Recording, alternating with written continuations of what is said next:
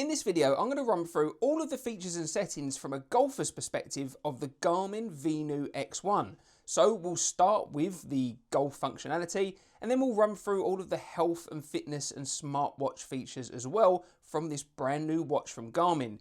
If you find this video helpful, tap the like button and let's get into it. So to access your activities, you press this top button here. You've got two buttons on the side, but you press the top one, and then you can see you've got a quick shortcut menu on the top, and then you've got all the other kind of settings and modes and apps down here on the bottom. But to begin with, we're going to look at the golf setting. So you can see here I've got it on a quick shortcut menu there. I've got golf and I've got mobility because I'm getting old and I have to do a lot of stretching these days in order to just function really. But if you want to do anything, then you tap the activities button there and you can see you've got run, walk, strength, cardio. And then that's just the initial options. You can then scroll down for more and you can kind of cycle through all your options there. But right now we're going to look at golf. So normally you would wait for the GPS signal to locate, but because we're in my office, that's not going to work. So instead, we're going to skip that and we're just going to show some of the local golf courses. So you tap the golf course that you want, wait for it to load. Choose whether or not you want to keep score, we'll say yes. Choose your tees, we'll say we're playing from the whites. And there we go, it's loaded up. So to begin with, you can see it's found, well, hasn't found, but it's assuming we're starting on the first hole. So you've got the hole number there, what par it is on the top, and then you've got your yardages to the front, middle, and back. Now, if you tap that button there, you can see that the slope yardages disappear, and then you just get the flat yardages. You tap it again, and you can see here that it's actually playing slightly downhill to the flat to the middle, now slightly downhill to the front. So on the right hand side, you can see you've got the detailed hole map. So this is the advanced graphics version that you get with the Garmin S70. So it looks a little bit nicer. And then you've got the layup yardages on the map as well. So you can see 200 yards for the blue. I think that's 150 for the white and 100 yards for the red. You've also got a little arc on the right hand side to show where your driver yardage is likely to finish. Now, if you want to get more accurate yardages or more specific, you can tap the map and then you can actually scroll through on the whole map. So let's say I was interested to see how far it was to those bunkers. You can see it's 125 to the front of the fairway and then 215 to the flag. And you can move that around, press the X to get out of that mode, and then you can scroll the map as well if you want to. Now, if you want to see details to the hazards, you can see here you've got the hazard button in the bottom left. So it's telling you 100 yards layup. It's 245 to 100 yard layup. It's 269 to the front of that bunker, 275 to the back of it, and so on and so forth. To get out of that, you press the back button there. Now, if you want to see the hole, then I believe you press the flag button there. It gives you the rough shape of the green. And if you want to, you can tap and you can move where the flag is if you want to do that. But that's a feature, to be honest, I don't really use out on the course. Interestingly as well, you can see though, when you move the flag, you can see that the points for the front and the back of the green move with it too, and it will update the yardage on this main home screen. Now in the bottom left, you've also got your virtual caddy feature. So normally it will give you your suggested club or the club it thinks you should play on that hole. Now that takes a few rounds for the watch to actually work out how you play, but you can tap it normally and it will give you a bunch of suggestions as to alternative clubs you hit and what it thinks you will score if you play those combination of clubs. It's just not working here at the moment because as I said, I'm not at the course, I'm in my office. You've also got a few more things that you can see on this home screen. So if you swipe up on that left-hand side, then you get the plays like feature as well. So the plays like feature means that it's factoring in the slope, the wind direction, and the environmental conditions as well. So you can see here it's saying it's playing 3 yards less because of the wind, but 3 yards more because of the NAF weather. So it's actually playing closer to 352. Swipe through again and then you actually get the crosswind, so it's showing you roughly 5 miles an hour going in that direction across the course. Scroll again and it takes you to that front, middle and back screen. Now to get to more menu options, you press the button here on the right and you can see you've got a few more, so we'll go through each of these in turn. So first of all, we've got the view green, so that was the shortcut button I showed you earlier down here on the right hand side. Then you can change the hole quite easily. If you want to play on a different hole, you just quickly move that dial through and press confirm. You've got the scorecard. So at the end of each hole, if you've got score recording turned on, then it will actually pop up with a little summary of what it thinks you scored on that hole. And then you can easily just press confirm, or you can press edit. But on the scorecard option here, you can see you can do a summary of all your scores for your round. And if you need to edit one, you tap into it and then you choose the number of strokes that you took on the top, choose the number of putts that you took, probably would have free putted, any penalties that you took.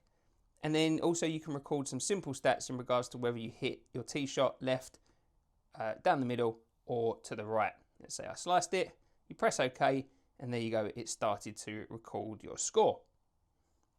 In the menu, you've then also got the pinpointer mode with this watch. So it's letting you know the direction of the flag if you can't see it, and that will move dynamically with you. So I really like to have that feature on a watch because I'm often blocked out in the trees, not quite sure where to go. Now you've got the wind there as well, so it's just a bigger display if you want to use it.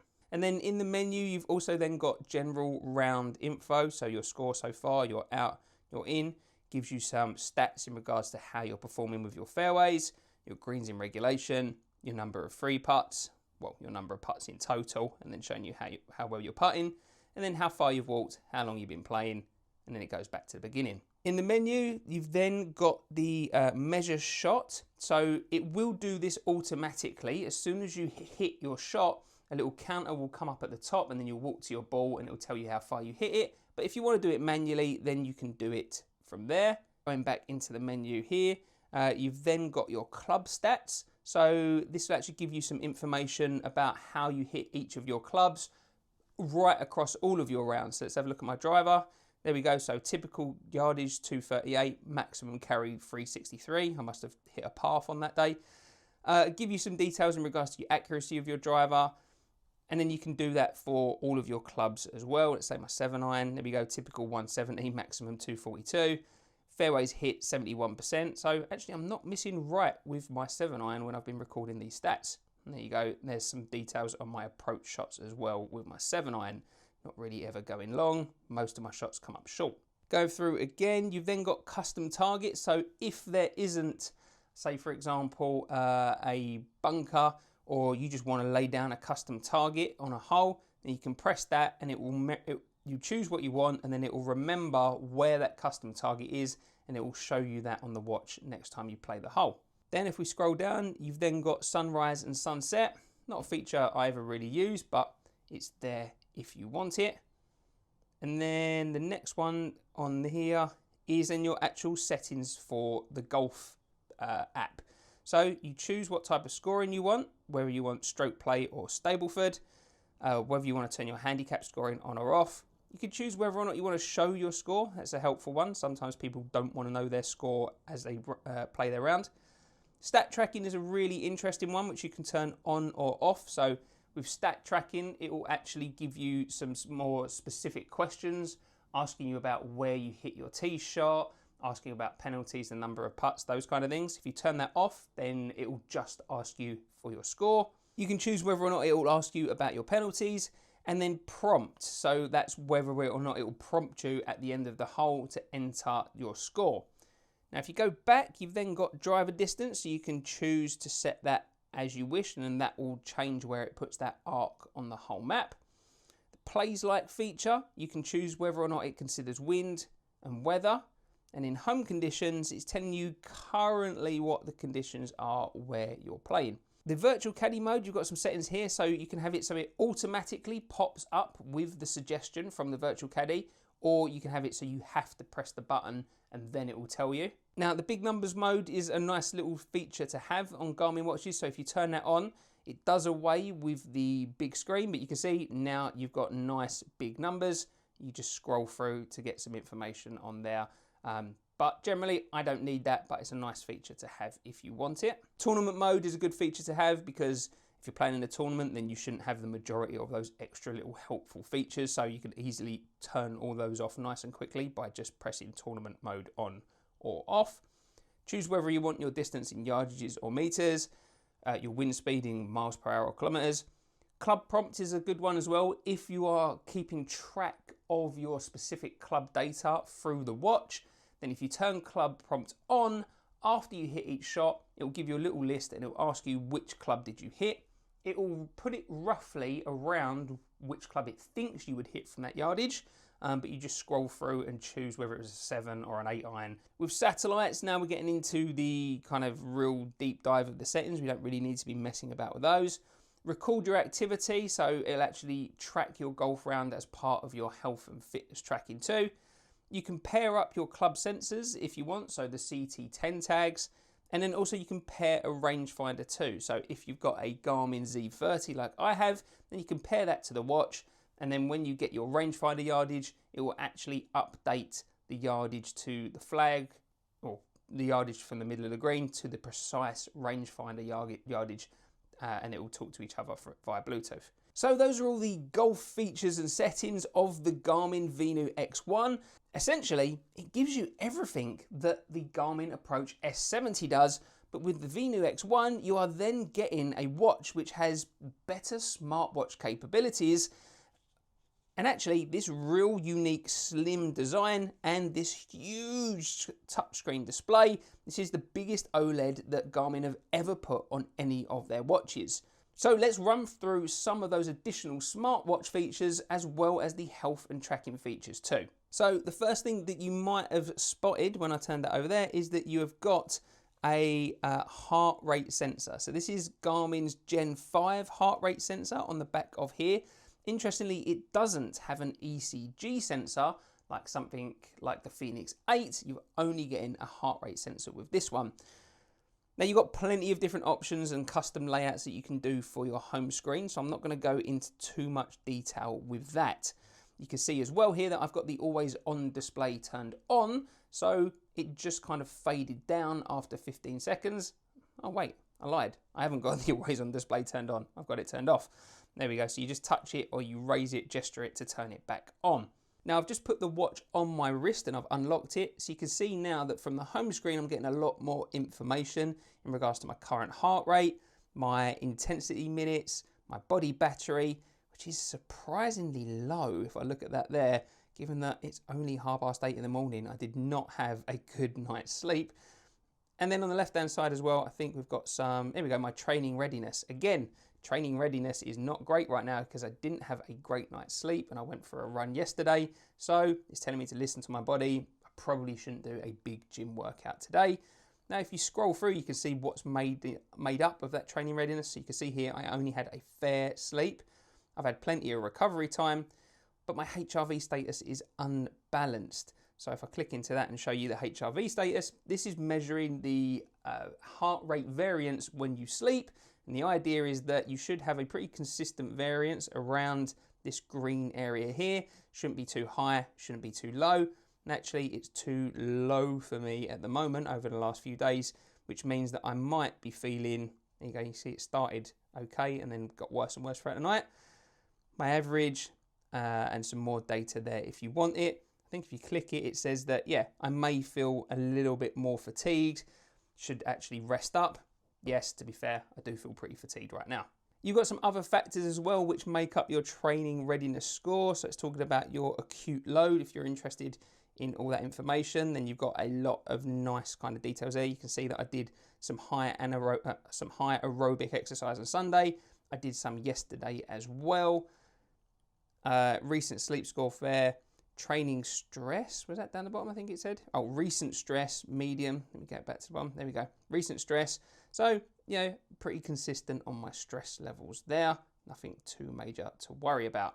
If you want a more accurate or real-time reading of your heart rate, then you press the heart rate button on the front of the home screen there, and it will give you my current heart rate. You can see that my resting heart rate is 43, so I've got quite a naturally low heart rate. If you scroll through, it'll give you your 7-day resting heart rate average there, and it shows you what it is between 42 and 45 for me, and there's the real time. Now, if you want to see your smartwatch notifications, then you scroll down from the top and you get all of your notifications that you can see here that you would get from your phone.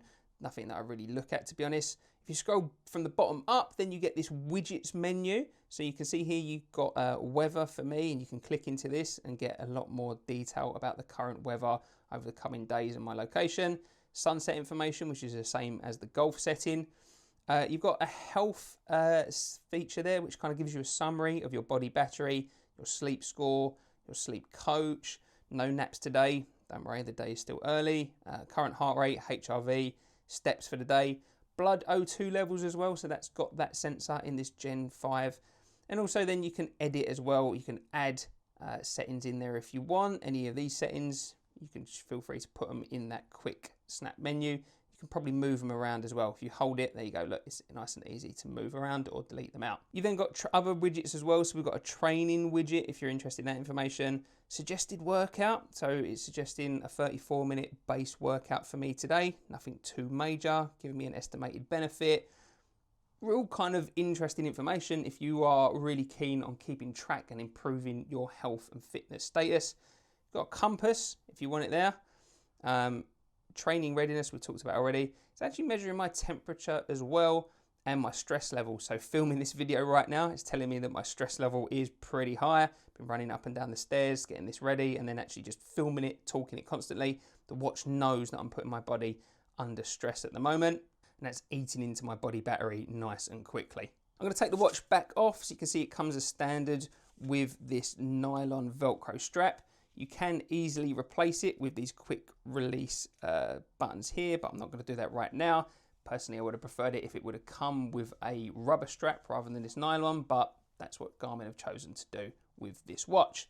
One really nice feature that I like with this watch is on the bottom shortcut button, I've got it set to turn on that light. So it's an actual LED light.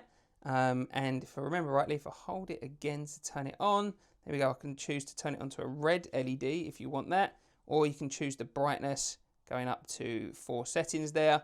Now, the LED is actually really bright enough for most general use when it's just on the lowest setting. I actually use it to help read books with my son at night at bedtime. So that's a really nice little extra feature there. You've got a proper light in this watch. So going into the menu setting here, I call it the main menu to be honest. You've got your quick workout options, which you can choose to edit here. But as I say, I've got it on mobility or golf. But if you want to see all of your activity options, then you press the activity button.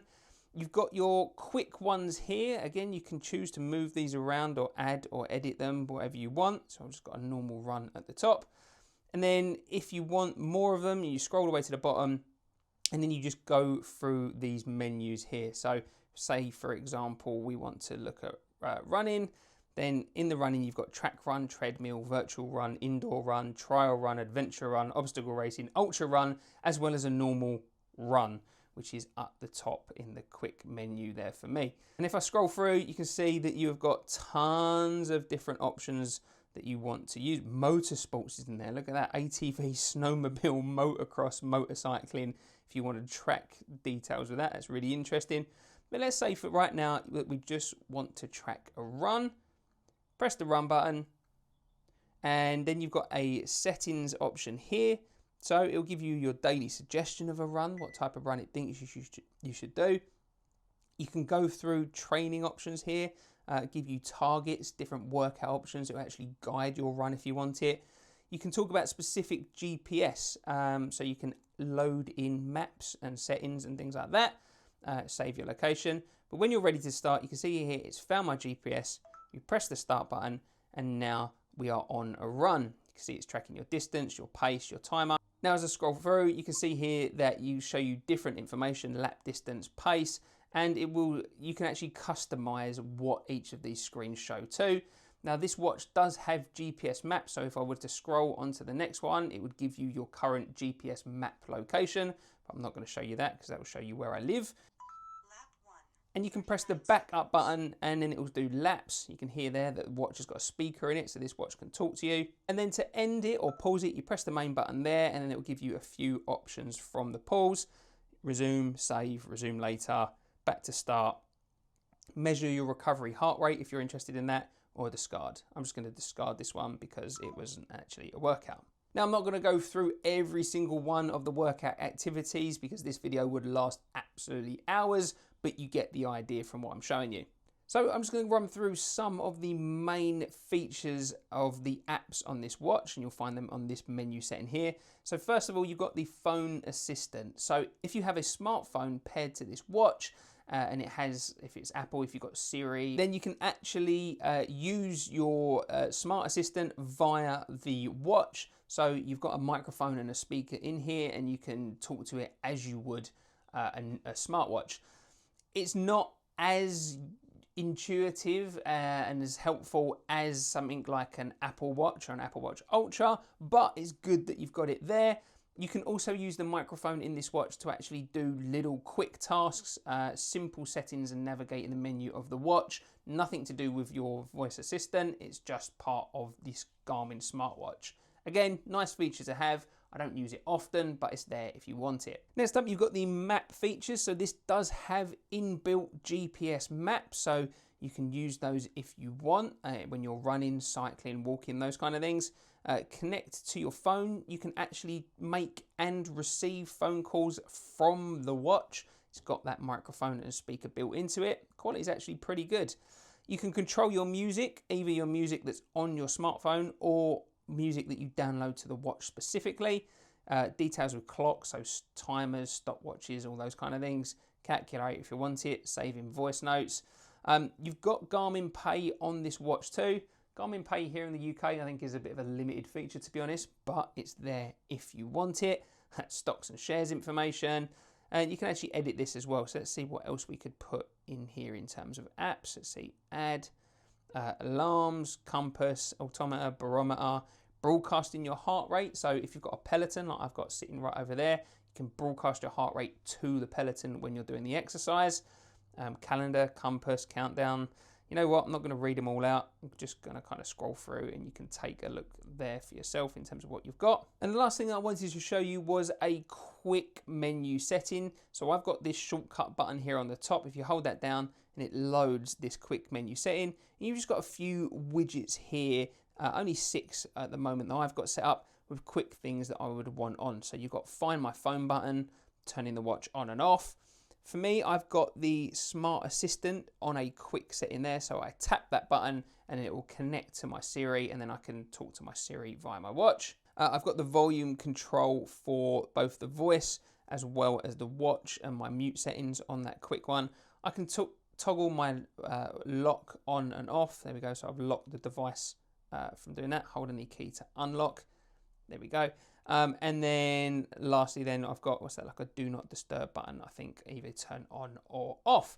And again, you can choose to edit, move these around, choose what you want on there, add one. So you go, look, you've got loads of different things on there that you can add to the watch if you want. But I thought it's just helpful to show that quick menu, which you've got on that shortcut button there. Again, with the shortcut buttons, you've got 3 options. You've got the top one, the bottom one, or both. And you can, again, choose what you want each of those 3 shortcuts to do on this watch. So I hope you found this video helpful. Tap the like and subscribe button if you do. I am going to do a full review of this watch. So this was just running through the features and settings. Didn't really share any of my opinions on it. I've been using it for several weeks now. So if you're interested to find out what I actually think of this watch, then I'll include my full review right here at the end of this video once I've filmed it. And if you want to keep up to date with the best and cheapest golf deals, then make sure you sign up to my free monthly golf deals newsletter. I'll include the link in the description below, and I'll see you in the next video.